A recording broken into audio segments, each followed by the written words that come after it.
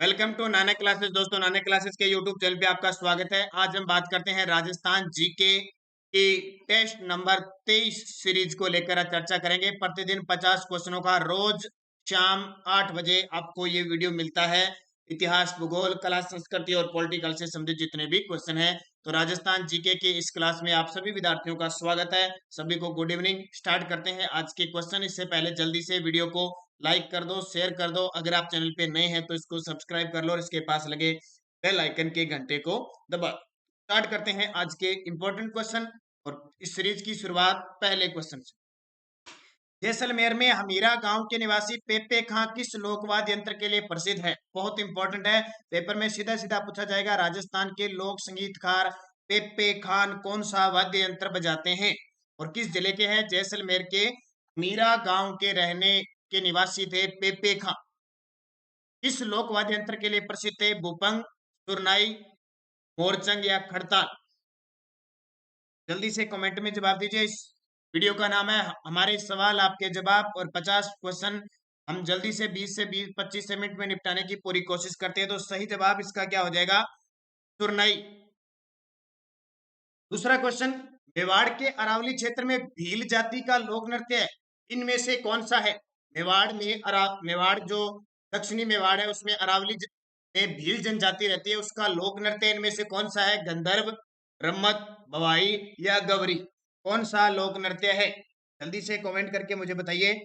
भील जनजाति भोमट क्षेत्र में रहती है, खास करके उदयपुर के भोमट क्षेत्र में। तो इसका सही उत्तर क्या हो जाएगा? भीलों का नृत्य कौन सा है? गौरी। कौन सा? गौरी नृत्य। ये बवाई तो व्यवसायिक नृत्य है उदयपुर का खास करके, और रम्मत ये बीकानेर जैसलमेर की है, और गंधर्व एक विवाह होता है। राजस्थान के किस क्षेत्र में गिद्दड़ नृत्य जो पुरुषों द्वारा सामूहिक वर्ताकार रूप में हाथों में डंडे लेकर होली के अवसर पर किया जाता है? यानी किस राजस्थान के किस क्षेत्र में गिद्दड़ नृत्य प्रसिद्ध है जिसमें पुरुषों द्वारा सामूहिक वर्ताकार हाथों में डंडे लेकर होली के अवसर यानी वर्ताकार रूप में किया जाता है, हाथों में डंडे लेकर किया जाता है। गिद्दड़ नृत्य गिद्दड़ की तरह नृत्य करते हैं। तो किस क्षेत्र का प्रसिद्ध है? ध्यान रखना, शेखावटी क्षेत्र का प्रसिद्ध है। कई प्रसिद्ध है, ध्यान रखना शेखावटी के। तो कच्छी घोड़ी नृत्य सुना है जो केवल पुरुष करते हैं? कच्छी घोड़ी नृत्य वो भी कहाँ का है? शेखावटी का। चंग नृत्य, चंग चंग बताते हैं होली के अवसर पर, डफली बजाते हैं डफली वाले, डफ नृत्य और लहूर नृत्य, ये सारे नृत्य कहाँ के हैं? ये खास करके शेखावटी क्षेत्र में किए जाते हैं।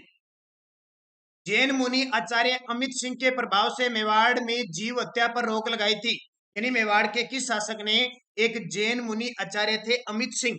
जैन मुनि अमित सिंह थे, उनके प्रभाव से मेवाड़ में जीव हत्या पर रोक लगाई थी। समर सिंह, तेज सिंह, रण सिंह, शेम सिंह? बहुत इंपॉर्टेंट क्वेश्चन है, देखते हैं कितने विद्यार्थी इस क्वेश्चन का सही जवाब दे पाते हैं। इसका सही जवाब हो जाएगा समर सिंह। कौन से? समर सिंह के काल में यह घटना घटी थी। समर सिंह रावल रतन सिंह के पिता थे। किसके थे? रावल रतन सिंह के पिता थे। रावल रतन सिंह से पहले समर सिंह शासक आए, समर सिंह से पहले तेज सिंह आए, तेज सिंह से पहले रण सिंह आए, ठीक है। से पहले रण सिंह छेतर सिंह आए थे, ये जेतर सिंह, जेतर सिंह, फिर तेज सिंह, फिर समर सिंह, और फिर आए थे रतन सिंह। ये रावल शाखा के थे सारे। लास्ट रावल रतन सिंह 1303 में चित्तौड़ का प्रथम शाखा में होता है। और उससे पहले रण सिंह, ठीक है, जेतर सिंह से पहले रण सिंह और सेम सिंह का पुत्र था रण सिंह के पुत्र था शेम सिंह, जिसने रावल शाखा की शुरुआत की थी मेवाड़ के अंदर। तो समर सिंह इसका उत्तर हो जाएगा। रणथंभौर दुर्ग में किसका प्रसिद्ध मंदिर बना हुआ है? रणथंभौर दुर्ग में किसका प्रसिद्ध मंदिर बना हुआ है? शिव जी का, आदिनाथ का, चामुंडा देवी का, या त्रिनेत्र गणेश जी का? किसका मंदिर रणथंभौर दुर्ग में प्रसिद्ध है? तो आपको पता है त्रिनेत्र गणेश जी का मंदिर रणथंभौर दुर्ग में स्थित है। कहते हैं कि इस क्षेत्र वाले लोग सबसे पहले विवाह का जो कुंकू पत्री दी जाती है वो सबसे पहले, यानी जो कार्ड होता है विवाह का, वो सबसे पहले त्रिनेत्र गणेश जी को चढ़ाते हैं, क्योंकि सबसे पहले किसका पूजन होता है? त्रिनेत्र गणेश जी। तो रणथंभौर दुर्ग में प्रसिद्ध है। निम्न में से कौन सा तत्ववाद यंत्र है? अब ये तो सारे आप क्लियर हो चुके होंगे क्योंकि मैंने पूरी डिटेल के साथ आपको वाद्य यंत्र करवा दिए। रावण हत्ता, डफ, मांदल, पखावज? कौन सा तत्ववाद यंत्र है? तत्व का मतलब होता है तार के बने होते हैं, तार के हिलाने से वो बजाए जाते हैं। तो रावण हत्ता तत्ववाद यंत्र है। सीधा सीधा पढ़ा है आपके साथ। व्यंजन नृत्य किस क्षेत्र से संबंधित है? देखो यहाँ पे आपको मैं तथ्य नहीं बता रहा, मैं बार बार आपको रोज वीडियो में कहता हूँ कि 9 बजे की क्लास में पूरा तथ्य होता है। आज हो सकता है 9 बजे की क्लास आपको न प्राप्त हो, क्योंकि आज थोड़ा मुझे मेरा गला खराब होने की वजह से मुश्किल से मैं 8 बजे का ही वीडियो आपको दे पाऊंगा। तो अगर आया तो आपको टेलीग्राम पे और आपके ग्रुप जो बने हुए हैं उसमें आपको लिंक मिल जाएगा, नोटिफिकेशन आ जाएगा। अगर नहीं आया तो फिर कल आपको मिलेगा, तो एक दिन आप समय पाठी होकर पढ़ लेना। व्यंजन नृत्य किस क्षेत्र का है? शेखावटी, मारवाड़, मेवाड़ या वागड़ का? इसको बागड़ भी कहते हैं। सही जवाब व्यंजन नृत्य बागड़ क्षेत्र का है, यानी डूंगरपुर बांसवाड़ा में दीपावली पर किया जाता है। डूंगरपुर बांसवाड़ा में दीपावली अवसर पर किया जाता है। राज्य में सफेद सीमेंट निर्माण का मुख्य केंद्र कहाँ पे है? राज्य में सफेद सीमेंट बनाने का निर्माण के मुख्य केंद्र कहाँ पे है? गोटन, नागौर, खारिया खंगार, जोधपुर, गोटन और रास में, गोटन और ब्यावर में, खारिया खंगार और मोडक उदयपुर में। तो यानी सफेद सीमेंट के निर्माण का मुख्य केंद्र है गोटन नागौर में और खारिया खंगार जोधपुर में, दो प्रसिद्ध सीमेंट सफेद सीमेंट के कारखाने याद रखना। वैसे राजस्थान में सबसे ज्यादा सीमेंट चित्तौड़गढ़ में होता है। निम्नलिखित में से राजस्थान के किस कस्बे का प्राचीन नाम शिलालेखों के अनुसार तक्षपुर था? तक्षतपुर था। राजस्थान के किस कस्बे का प्राचीन नाम शिलालेखों के अनुसार तक्षकपुर था? टोडा रायसिंह टोंक का, पचेवर टोंक का, जोबनेर जयपुर का या फिर भानगढ़ अलवर का? किसका नाम था? तो याद रखना टोडा रायसिंह टोंक का, जहां पे संत पीपा जी की गुफा बनी हुई है उसका नाम था। तो प्राचीन नाम याद रखना। अगला, बाबो शाह के नाम से प्रसिद्ध किस राजनेता का संबंध सीकर जिले से है? बाबो शाह के नाम से प्रसिद्ध एक राजनेता थे, बहुत ही प्रसिद्ध राजनेता थे, जिनका संबंध सीकर जिले से था, खाचरियावास सीकर से वो भी। तो सही जवाब इसका क्या हो जाएगा? जल्दी से कमेंट कर दीजिए। और बहुत बार मैं आपको पढ़ा चुका हूं ये क्वेश्चन, तो इसका उत्तर हो जाएगा भैरव सिंह शेखावत को बाबू शाह के नाम से पुकारा जाता था। भैरव सिंह शेखावत राजस्थान के सीएम रह चुके, 3 बार रह चुके थे और 1 बार उपराष्ट्रपति भी बन चुके थे भैरव सिंह शेखावत। अच्छा, हरिदेव जोशी, ये भी हरिदेव जोशी 3 बार सीएम रहे थे, कभी कार्यकाल पूरा नहीं हुआ। हिरालाल शास्त्री राजस्थान के प्रथम मुख्यमंत्री थे। शिवचरण माथुर, ये भी राजस्थान के सीएम बने थे 2 बार। विराट प्राचीन काल में राजधानी किसकी थी? मत्स्य राज्य की, अर्जुनाइन राज्य की, चोल राज्य की या चेदी राज्य की? विराट प्राचीन काल में किसकी राजधानी थी?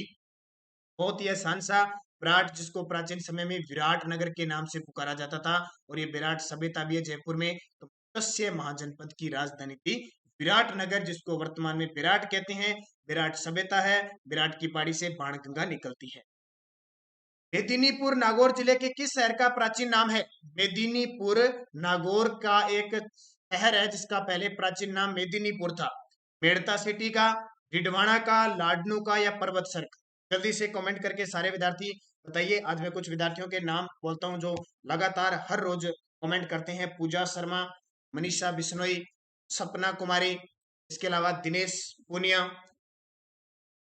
ममता कचूरा, सुनीता कचूरा, इसके अलावा नरेंद्र कुमार, बद्री यादव जी, सुल्तान राज, मंजू शर्मा,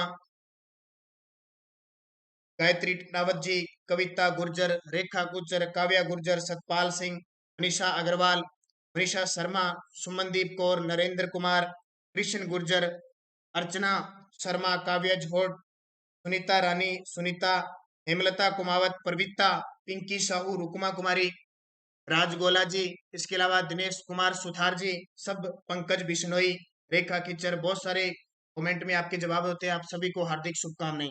तो इसका उत्तर क्या हो जाएगा? मेड़ता सिटी। उत्तर क्या हो जाएगा? मेड़ता सिटी, मेदिनीपुर नागौर जिले के शहर का प्राचीन नाम।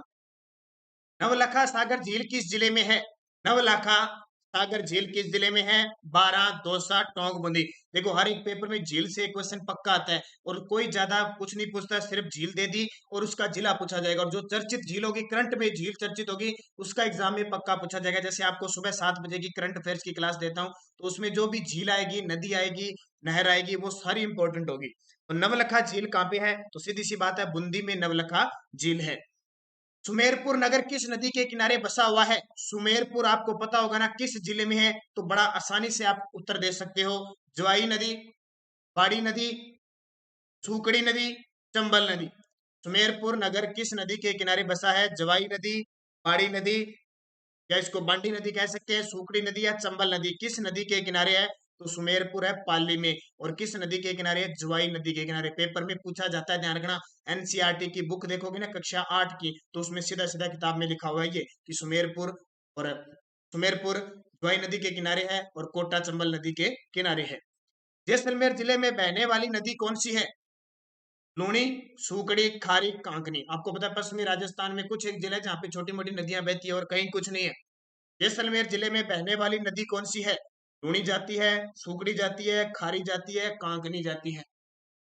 तो इसका सही जवाब हो जाएगा कांकनी नदी है, जिसको हम कहते हैं मसूरदी नदी, जो राजस्थान की आंतरिक प्रवाह की सबसे छोटी नदी मानी जाती है। इसकी लंबाई 17 किलोमीटर मानी जाती है, जो किस नदी का निर्माण करती है? भुज झील का निर्माण करती है और मिठा की खाड़ी में जाकर विलुप्त हो जाती है। तो छोटी सी कांकनी नदी। सूकड़ी नदी बाड़मेर में लूणी नदी में मिलती है। लूणी नदी 6 जिलों में बहती है।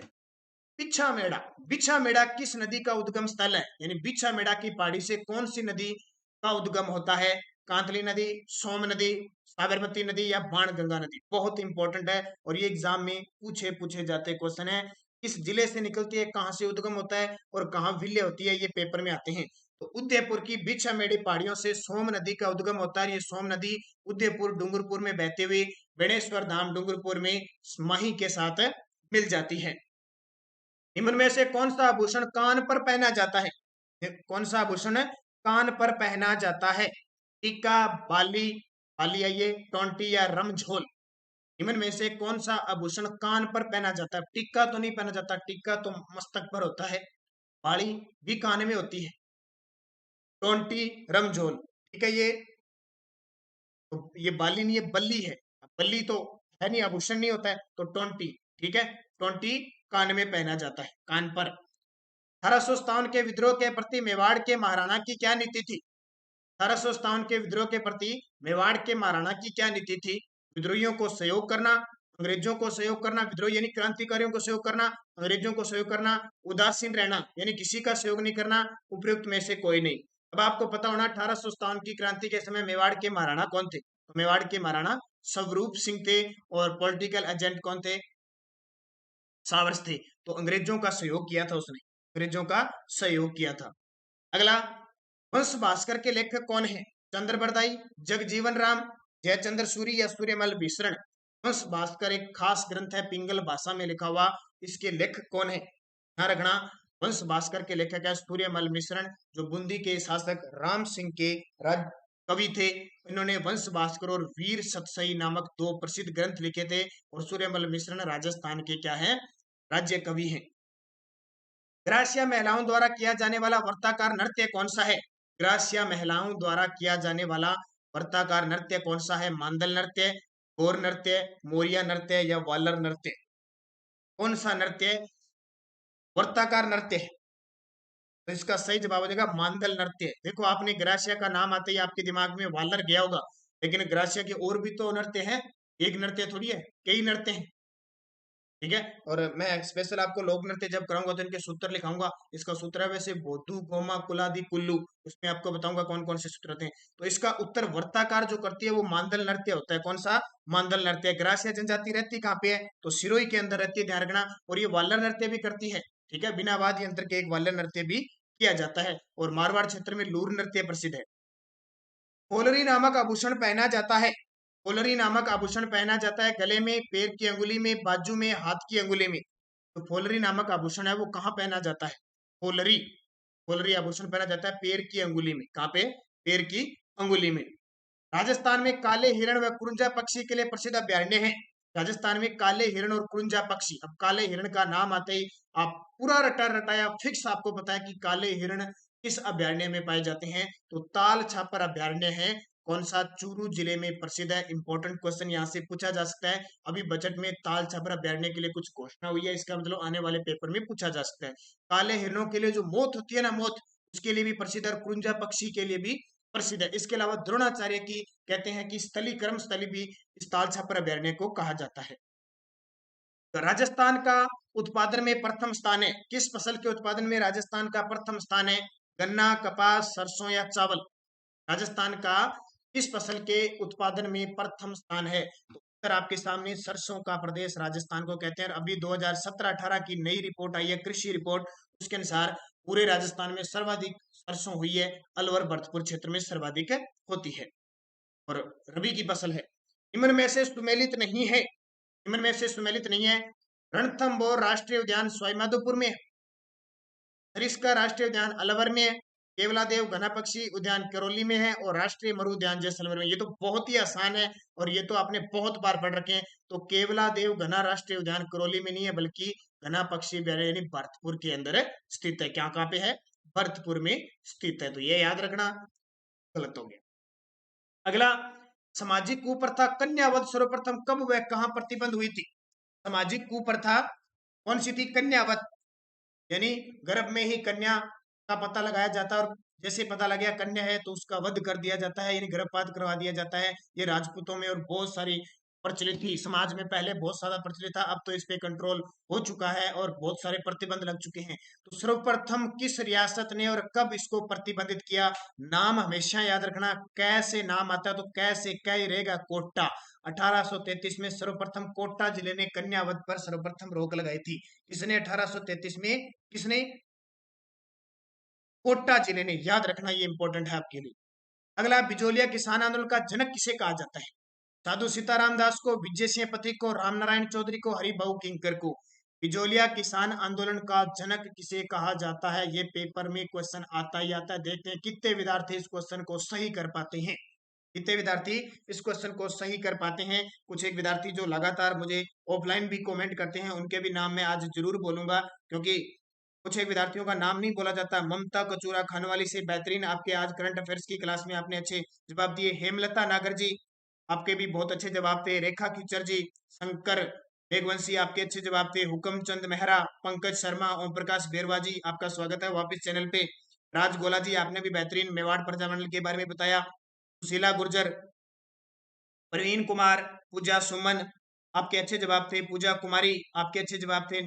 नवाब जादे, आपके भी अच्छे जवाब थे। अशोक बारेसा, नकुल चंदेला, शंकुतला देवी, चेन्ना पोसवाल जी भी आपका स्वागत है। सपना कुमारी, कल्याण शर्मा, भारती, इसके अलावा नवरत्न पारिक जी, पायल गुर्जर खेतरी से आपका बहुत बहुत स्वागत है। सुमी क्यूट, आपके भी बेहतरीन जवाब होते हैं, आपको दिल से थैंक यू, आपने बहुत बढ़िया तरीके से आंसर दे रखे हैं। सोनिया नरवालिया जी, सुमेर भाटी जी, काव्य जौहर जी, बेहतरीन जवाब है। मैं आपके कमेंट पढ़ रहा हूँ साथ साथ में। दिनेश पुनिया जी, तो इसका सही जवाब क्या हो जाएगा? इसका सही जवाब हो जाएगा साधु सीताराम दास, साधु सीताराम दास। देखिए, पूछे राजस्थान और भारत में किसान आंदोलन के जनक, तो आपको करना है विजय सिंह पथिक। लेकिन अगर पूछ रहे स्पेशल बिजोलिया किसान आंदोलन के जनक, तो साधु सीताराम दास, क्योंकि 1897 से लेकर 1916 के पहले चरण का नेतृत्व साधु सीताराम दास ने किया था। 3 चरणों में हुआ था। दूसरे में विजय सिंह पथिक ने किया था, तीसरे में हरिभाऊ किंकर, जमनालाल बजाज और माणिक्यलाल वर्मा ने किया था। तो बिजोलिया किसान आंदोलन का पूछे साधु सीताराम दास ने। अंग्रेजों के साथ व्यापक और विस्तृत संधि करने वाली रियासत कौन सी थी? जल्दी से आप कमेंट कीजिए। अंग्रेजों के साथ व्यापक और विस्तृत संधि, 1818 की संधियों की बात है। इसके अलावा मैं कुछ जवाब और देता हूँ। Hiralal Jat, Pooja Jat, P R Gurjar Rajasthan police से, सुमी क्यूट, गगनाराम चौधरी, राहुल सिंह, जसोदा गासल, प्रकाश कुमार, प्रवीता, पूजा शर्मा, पिंकी साहू, आपके भी अच्छे जवाब थे। नेक्स्ट एग्जाम ऑनलाइन, इस नाम से भी अच्छे जवाब थे। पूजा शर्मा का, रंजना चौधरी, प्रदीप नोका, फर्स्ट रैंकर ओम प्रकाश बेरवा जी, तो आपके बेहतरीन जवाब थे। आज मर्ज चारण, ये कल के जवाब थे। सुमेर भाटी, रंजना चौधरी, पवन सिंह राठौड़, पवन सिंह राठौड़ का स्वागत है आपके इस पे। शंकर मेघवंशी, पवन सिंह, नेहा गर्ग, मनु शेखावत, अनिशा बिश्नोई, विनोद कुमार, सुमी क्यूट, तो ये सबके जवाब। सुभाष चंद्र दहिया, प्रदीप कुमार, अच्छे आपके जवाब थे। लाइफ ऑफ ड्रीम्स, तो ऑफलाइन भी जिन्होंने जवाब दिए उन सभी का हार्दिक स्वागत करते हैं इस चैनल पे। तो सही जवाब क्या हो जाएगा? अंग्रेजों के साथ व्यापक और विस्तृत संधि करने वाली जो थी वो कोटा थी। सबसे पहले 1817 में करौली ने संधि की थी, लेकिन वो इतनी व्यापक नहीं थी। लेकिन संपूर्ण रूप से व्यापक किसने की थी? कोटा ने की थी। और अंतिम जो संधि करने वाला है सिरोही का रियासती, सिरोही के हर वक्त जो सिरोही के शासक थे, उन्होंने 1823 में अंतिम संधि की थी। याद रखना, सबसे पहले करौली ने, अंतिम में सिरोही ने, व्यापक कोटा ने। बीकानेर का कौन सा शासक अंग्रेजों की सहायता के लिए समय सेना लेकर रियासत से बाहर गया? बीकानेर का कौन सा शासक अंग्रेजों की सहायता के लिए राजस्थान में तो सहायता की खुद नेतृत्व किया सेना का और रियासत से बाहर गया। तो जानते हो सरदार सिंह, बीकानेर का शासक सरदार सिंह, उसने की थी। अब्रक के उत्पादन में अग्रणी जिला, राजस्थान में सबसे ज्यादा अब्रक किस राज्य में उत्पादित होती है? उदयपुर, जयपुर, नागौर, भीलवाड़ा। अब्रक के उत्पादन में अग्रणी जिला, बेहतरीन क्वेश्चन आपके सामने, अब्रक नगरी भीलवाड़ा, अब्रक नगरी भीलवाड़ा। संगमरमर के उत्पादन में राज्य में प्रथम स्थान किसका है? संगमरमर, सिरोही, उदयपुर, नागौर, राजसमंद। जल्दी से कमेंट कीजिए, आसान से क्वेश्चन है, देखो लेवल सारे बराबर रखने पड़ते हैं, आसान भी और टफ भी, ताकि एक अच्छे तरीके से वीडियो चलता रहे। संगमरमर के उत्पादन में राज्य में प्रथम स्थान है, तो इसका ध्यान रखना, संगमरमर के उत्पादन में नागौर प्रथम स्थान पे है। लेकिन आपसे पूछे संगमरमर मंडी कहाँ पे है, तो संगमरमर मंडी है किशनगढ़ अजमेर में। कहाँ पे? किशनगढ़ अजमेर में। लेकिन संगमरमर उत्पादन में नागौर टॉप पे है, याद रखना। टंगस्टन का सर्वाधिक उत्पादन किस जिले में होता है? टंगस्टन का सर्वाधिक उदयपुर, भीलवाड़ा, नागौर, जयपुर। ये भी क्वेश्चन मैं कल आपको एक अलग से दे चुका हूं और बता भी चुका हूं। जो रोज वीडियो 8 बजे देखता है ना, उसके लिए तो अभी ये क्वेश्चन मुश्किल नहीं है। तो नागौर, डेगाना नागौर की जो खान है वो टंगस्टन के लिए प्रसिद्ध है।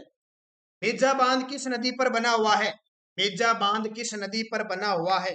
मेजा, बहुत इंपॉर्टेंट क्वेश्चन है। मेजा बांध कोठारी, बनास, खारी, बेड़च। जल्दी से जवाब दीजिए, सही जवाब है कोठारी नदी पर भीलवाड़ा में बना हुआ है। छत्रपति शिवाजी को पुरंदर की संधि करने हेतु विवश करने वाला शासक कौन था? छत्रपति शिवाजी को पुरंदर की संधि करने पर विवश करने वाला शासक कौन था? यानी पुरंदर की संधि कब हुई थी? 1665 ईस्वी में पुरंदर की संधि हुई थी। उस समय शासक कौन था, ये याद रख लो। कौन सा शासक था जो किसके साथ? शिवाजी के साथ संधि करता है? तो मिर्जा राजा जयसिंह। आपको याद रखना है, मिर्जा राजा जयसिंह 1621 से गद्दी पर बैठते हैं और 1667 तक राज करते हैं। सवाई जयसिंह 1700 गद्दी बैठते हैं और 1743 तक राज करते हैं। ठीक है, ये मान सिंह द्वितीय था जो अंतिम था, ये 1900 की कुछ की बात होती है। जसवंत सिंह मारवाड़ का शासक था जो 1600 कुछ में आ जाता है। और संधि आती है 1665 की, तो मिर्जा राजा जयसिंह। अकबर का नवरत्न जिसने बंगाल, उड़ीसा और बिहार में अफगानों का विद्रोह दबाने में अहम भूमिका निभाई थी, अकबर का बायां हाथ कहते थे, जिसको फरजंद की उपाधि दी थी, राजा की उपाधि दी थी, वह कौन सा शासक था? राजा मानसिंह प्रथम। राजा मानसिंह जिसने बंगाल, उड़ीसा, बिहार कई क्षेत्रों में नेतृत्व किया, हल्दी घाटी, रणथंभौर। जोधपुर में आर्य समाज की स्थापना किस शासक के शासनकाल में की गई? जोधपुर में आर्य समाज की स्थापना किस शासक के शासनकाल में? अब आपके दिमाग में आएगा कि आर्य समाज का संस्थापक था कौन? पहले तो ये दिमाग लगाओ। फिर ऐसा कौन सा था जो हमारे राजस्थान में आया था? कौन सा था? आर्य समाज की स्थापना करने वाला स्वामी दयानंद सरस्वती थे, जिन्होंने वेदों की और लोटूरों का नारा दिया। अब राजस्थान में इसका मतलब आए थे, दो बार आए थे। पहली बार ये करौली में आए थे और दूसरी बार ये जोधपुर आए थे। उस समय जोधपुर के शासक कौन थे? महाराजा जसवंत सिंह द्वितीय। और आप जब इतिहास पढ़ते हो तो ये पढ़ा जाता है कि महाराजा जसवंत सिंह एक वेश्या के चक्कर में, नन्ही जान के चक्कर में अपने साम्राज्य को छिन्न भिन्न कर रहे होते हैं। तो स्वामी दयानंद सरस्वती जोधपुर के राय के बाग पैलेस में रहते हैं, इन्हें उपदेश देते हैं कि आप इन चीजों को छोड़िए और अपने राज्य को संभालिए। तब नन्ही जान को गुस्सा आता है, कहते हैं वो दूध में शीशा घोलकर स्वामी दयानंद सरस्वती को पिला देती है, यानी उसका जहर हो जाता है और वो जहर चढ़ जाता है दयानंद सरस्वती को, और जैसे ही वो अजमेर पहुंचते हैं उनकी मृत्यु हो जाती है। तो ये याद रखना, महाराजा जसवंत सिंह द्वितीय थे, वो प्रथम नहीं थे, याद रखना। ओसिया में महावीर स्वामी को समर्पित जैन मंदिर का निर्माण किस राजा के काल में हुआ? ओसिया में महावीर स्वामी को समर्पित जैन मंदिर का निर्माण किस राजा के काल में हुआ? वत्सराज, नागभट्ट, देवपाल, त्रिलोचनपाल। ओसिया, इसका प्राचीन नाम था उपकेशपट्टन, जोधपुर में है। वत्सराज परिहार ने यहाँ के मंदिरों का निर्माण करवाया। अकबर की सेना का महाराणा प्रताप के विरुद्ध अंतिम असफल अभियान कब था? अकबर की सेना का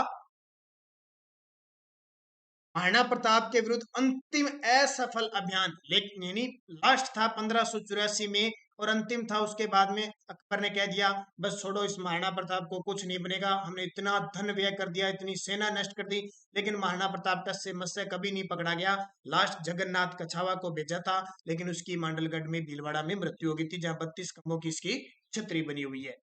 लास्ट भेजा था। सन 1509 से 1528 के काल में मेवाड़ पर किसका शासन था? याद रखो, 1509 से 1528 के काल में मेवाड़ पर किसका शासन था?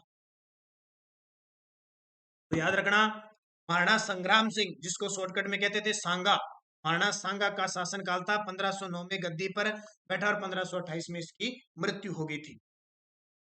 राजस्थान का वह अंतिम शासक जिसके नेतृत्व में भारत में विदेशी आक्रांताओं को बाहर खदेड़ने हेतु सभी राजपूत शासक व सरदार सम्मिलित रूप से युद्ध में इकट्ठे हुए थे।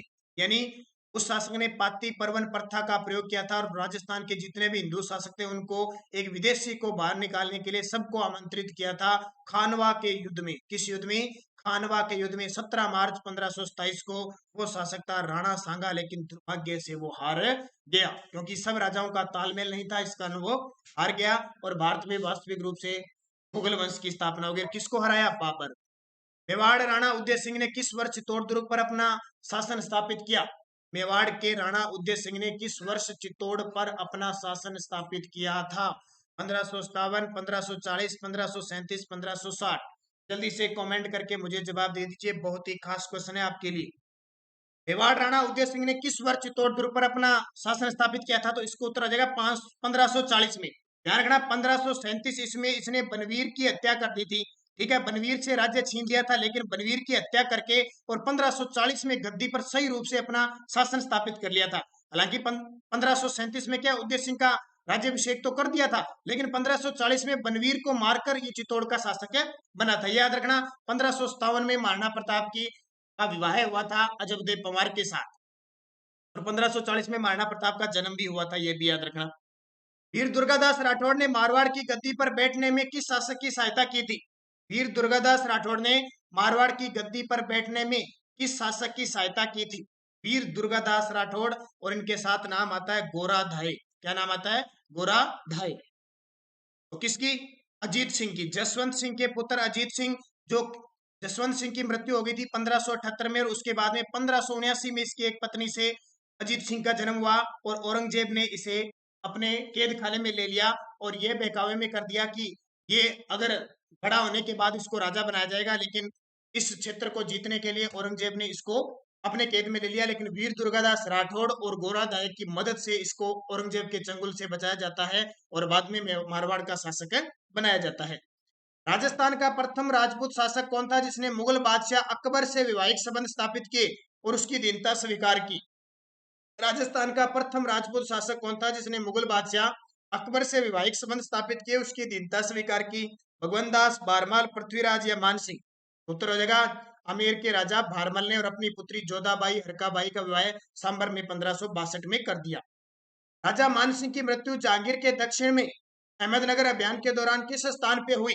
यानी राजा मानसिंह प्रथम थे, वो जहांगीर के समय भी थे और दक्षिण में अहमदनगर अभियान के दौरान इनकी मृत्यु हो जाती है। वो किस स्थान पे होती है? और ये भी बता देता हूँ 1614 ईस्वी में इनकी मृत्यु होती है। एलिचपुर, कूच बिहार, मानपुर, बुरहानपुर। याद रखना एलिचपुर महाराष्ट्र में 1614, अहमदनगर में मृत्यु हो जाती है। जयपुर के कछुआ वंश में सर्वाधिक अवधि तक किसने शासन किया था? ये कंफ्यूजिंग करने वाला है। जो इतिहास लगातार बढ़ रहा है, जिसको सन का पता है ना, वो इसका जवाब दे देगा। जयपुर के कछुआ वंश में सर्वाधिक अवधि तक किसने शासन किया था? देखते हैं कौन कौन इसका सही जवाब दे पाते हैं।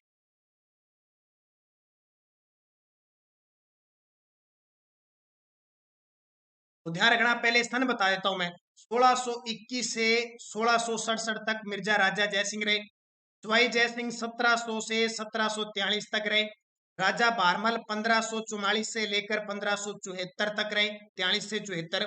और राजा मानसिंह 1589 से लेकर 1614 तक रहे। अब सोच के मुझे बता दो उत्तर क्या हो जाएगा। सन मैंने सारे बता दिए। इसका सही जवाब हो जाएगा मिर्जा राजा जय सिंह ने सबसे ज्यादा 1621 से 67 घटा लो कितने, लगभग 6 और 4 46 वर्ष तक राज किया था। इसने 43 वर्ष तक किया था और इनके भी कम हो गए, जैसे 43 है तो 1 3 31 तक और इनका भी थोड़ा ही होगा। ठीक है, तो सबसे ज्यादा मिर्जा राजा जय सिंह ने राज किया था। इस अंतिम हिंदू नरेश ने जयपुर में अश्वमेध यज्ञ करवाया। यानी राजस्थान का ऐसा अंतिम हिंदू नरेश जिसने जयपुर में पूर्ण विधि विधान से अश्वमेध यज्ञ करवाया था। लास्ट है, ये इसको जानते हो आप, स्वाई जय सिंह द्वितीय था जिसने विधि विधान से यज्ञ करवाया था। राजस्थान राज्य का प्रथम राज प्रमुख किसे बनाया गया? राजस्थान राज्य का प्रथम राज प्रमुख किसे बनाया गया? यानी एकीकरण के समय प्रथम राज प्रमुख कौन बने थे?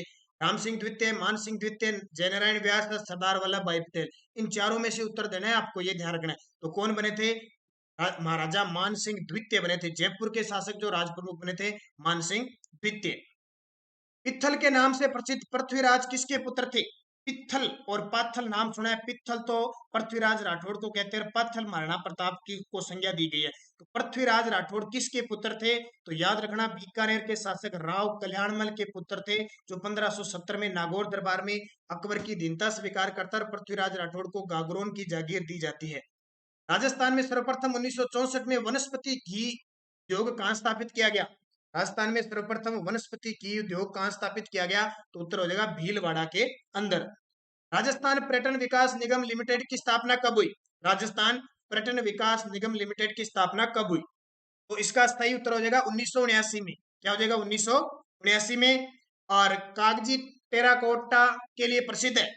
कागजी टेराकोटा कहाँ की प्रसिद्ध है?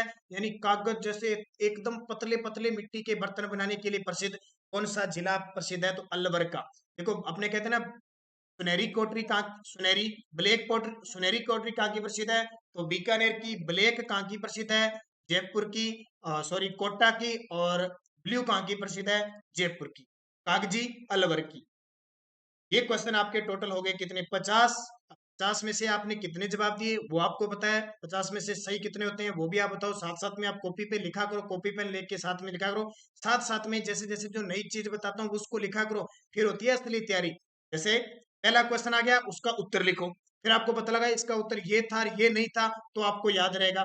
फिर जो मैं उसके साथ तथ्य बताता हूँ वो भी साथ में लिखा करो स्पीड से, तो आपको सारी चीज की जानकारी होगी। और मैं वास्तविकता से आपको ये कहता हूँ कि अगर आपने लिख कर याद किया, आपकी मेमोरी इतनी स्मृति बढ़ जाएगी और आपको इतना याद रहेगा, कभी दोबारा प्रश्न आते आपका क्वेश्चन गलत नहीं होगा। ये वास्तविकता है, याद रखना। तो अगर आप ये मानो न मानो वो आपकी बात है, लिख कर याद करने से टाइम बर्बाद नहीं होता है कभी भी, लेकिन स्मृति बढ़ती है और याद रहता है वो। तो साथ साथ में कॉपी पे लिख के और लास्ट में मुझे बताया करो 50 में से आपने इतने सही किए, आपको पता लगे कि वास्तविक हमारी तैयारी कितनी है और किस टॉपिक से तैयारी करने की जरूरत है, वो याद रखा करो। अरे जल्दी से वीडियो लाइक कर दो, शेयर कर दो, अगर आप चैनल पे नए हैं तो सब्सक्राइब कर लो। तो धन्यवाद। जय हिंद, जय भारत।